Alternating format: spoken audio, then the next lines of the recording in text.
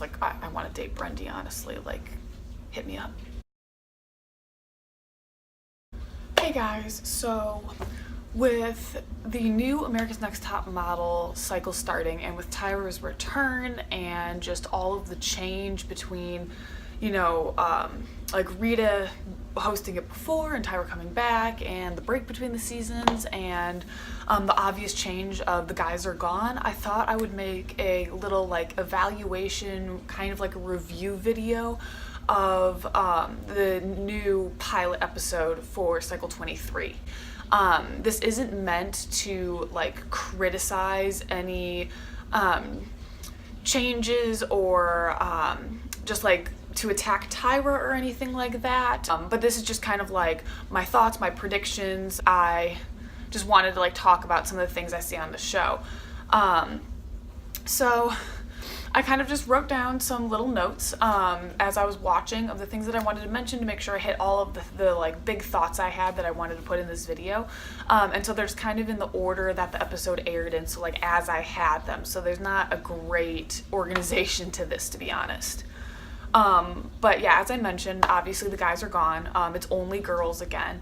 And as much as like it was super cool to see that Tyra did want to help guys not be accessories in the modeling world, I think that the show with the guys' cycles focused so much on the drama of people having feelings and relationships, and there was just so much like heteronormativity with that too, of like a lot of the shoots were pairing the guys up with the girls and making sure that there was like had to be chemistry in the shoot so that there would be jealousy, and like just it was way more focused on what was happening between the competitors personally than the modeling itself. And I feel that the photo shoots got kind of cheesy with trying to always have these relationships and chemistry happening and always having guys and girls in the photo shoots.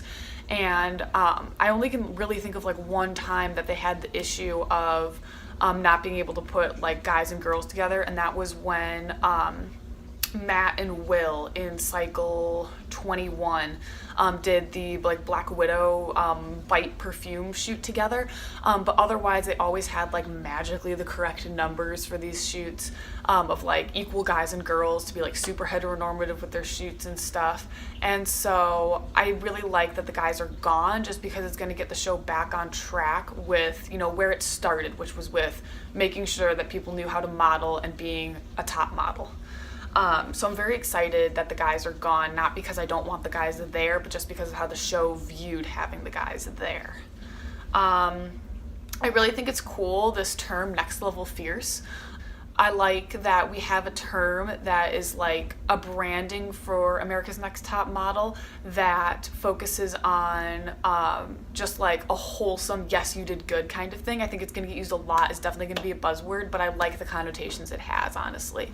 And then also that girl who got called Next Planet Fierce, I want to be her, because that is like the best compliment ever. And not even because it's coming from Tyra, but just like anything having to do with space and like celestial terms makes me so happy.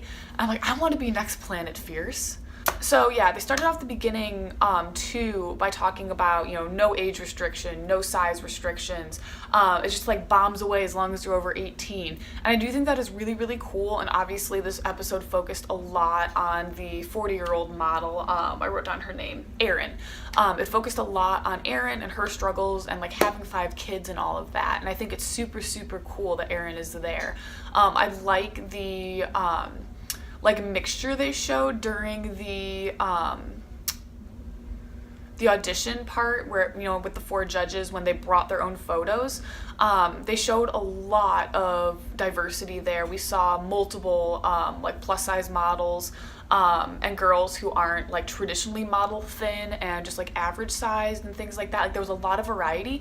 I couldn't really tell, honestly, based on like who got in at the end there when they dropped the sheet with the with all of their photos to say who got to stay in the house. I couldn't tell who got in or not without like pausing and evaluating and going back and looking at their names. I'm like, sorry, but I wasn't going to watch the episode 3 times to make this video. And so I'm not sure how many of the like untraditionally sized models got in, but or like are those top 15 that are staying in the house. I'm not sure how many of those were the untraditionally sized models, but I'm really, really hoping that there were, because I know there's at least one plus size model in the top 15, because I stalked all their Instagrams when they released who was the top 15 on Facebook, like what, a month ago or something, before the episode aired. So there's at least one plus size girl.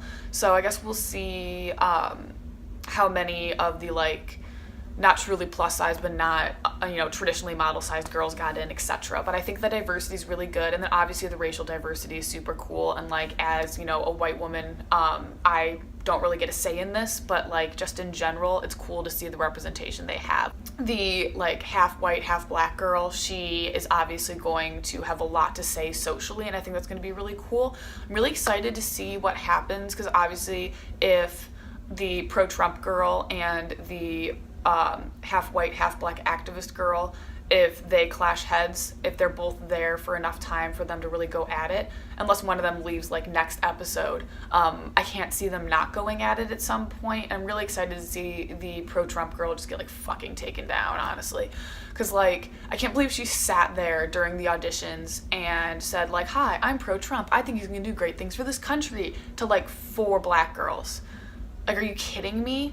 I just feel that with like Tyra being the creator and, as a black woman, and having, strong, just like really, really strong female messages, and like just women empowerment as an overall theme in America's Next Top Model since the beginning, I don't see how she's gonna stick around, because she just doesn't represent what a top model should be. Because if you're pro-Trump, you're not pro-women's rights and women empowerment. And so I think she might get eliminated at some point, just because she really shows that she doesn't understand that like Trump is not for women.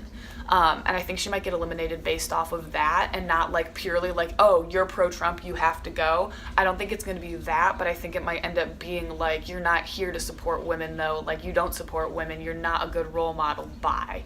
And I think it'll come around maybe in that way, but I'm excited to see if people do, get in fights and there's drama surrounding the fact that she's a Trump supporter, because that's definitely going to happen, I think. What else? Oh my gosh. I just want to take a moment for like the girls that I personally think are the most beautiful. I think Sandra is gorgeous. When they did the runway and she was walking and talking about, how you don't see many Muslim models, she was wearing that beautiful dress, and I just think that she's absolutely gorgeous. And then I also think that Brendy, I feel like she's a merge of some of the girls that didn't make it in other seasons. Like, she kind of has the same face, like the antelope face, as Kari from cycle 21. I think it was 21. She kind of has the same antelope face, but then she also has some characteristics of Jessie from the university season, where it was like all the college girls. Was that cycle 19? She kind of reminds me of her. Like both of those people are people who went in like the first 2 episodes of their cycles. And so I think that she's different looking, but in the way that like I personally really like for models. And like obviously based off of the pictures and stuff, we can already know that she gets her hair cut short, because you see that in the flash forwards of the season and what's to come. And I think that she's just gorgeous. Like I want to date Brendy, honestly. Like, hit me up. Liz as a contestant, holy shit, that girl's crazy. That girl's batshit. I don't think she's gonna last, because I think she's gonna have so many breakdowns on photo shoots. They'll probably just eliminate her on the spot when she's having like a crazy ass breakdown at some point.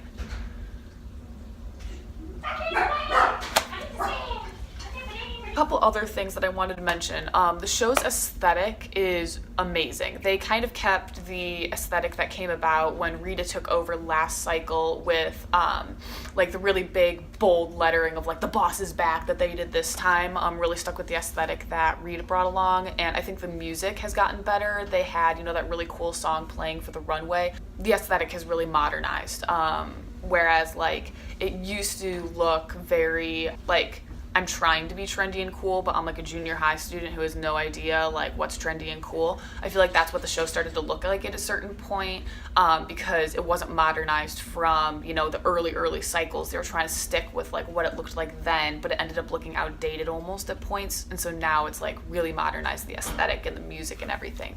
And I really, really like that.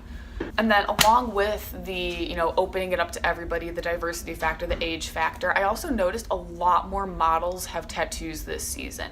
I know that, you know, with previous seasons, like Asmarie from Cycle 18, yeah, Asmarie from Cycle 18 obviously had like a whole sleeve. And then I know when Jordan won the first Guys Girls cycle, so 20, she had a tattoo on her back. But there, I know there's been issues with tattoos in the past. I don't remember what cycle it is, but I know that there was a girl who literally did not get booked at Go Seas because she had tattoos that the designers didn't like.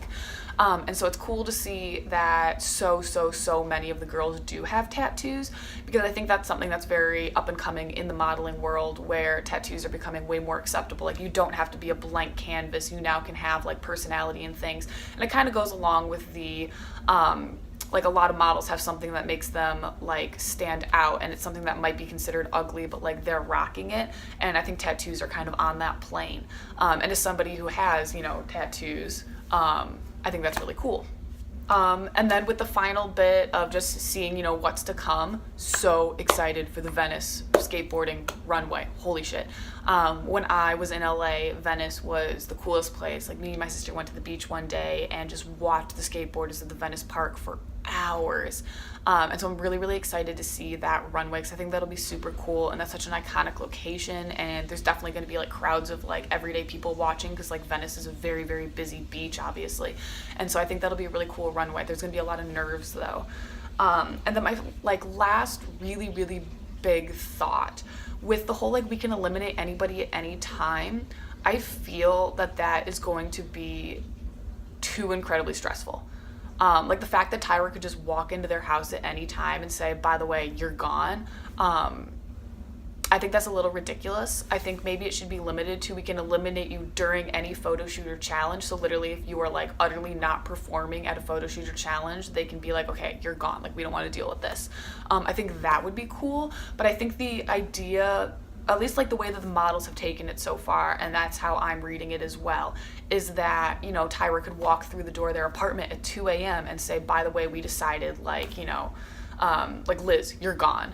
And that could just be it. And I think that's too incredibly stressful, because how are the models ever supposed to relax? How are they ever supposed to get away from the stress of the show then, if it's like haunting them so acutely through every hour of their lives, every minute of their lives? And so I think that the show is going to be much more stressful this season. And I really hope that they don't eliminate people by just walking into the house. I really hope that they only use it on photo shoots and during challenges, which is like what I do expect. But the fact that it is like threatened that it could be at any time during like the show overall is a bit much. So we'll just have to see how they carry forwards with that. But yeah, let me know your thoughts if you watch this.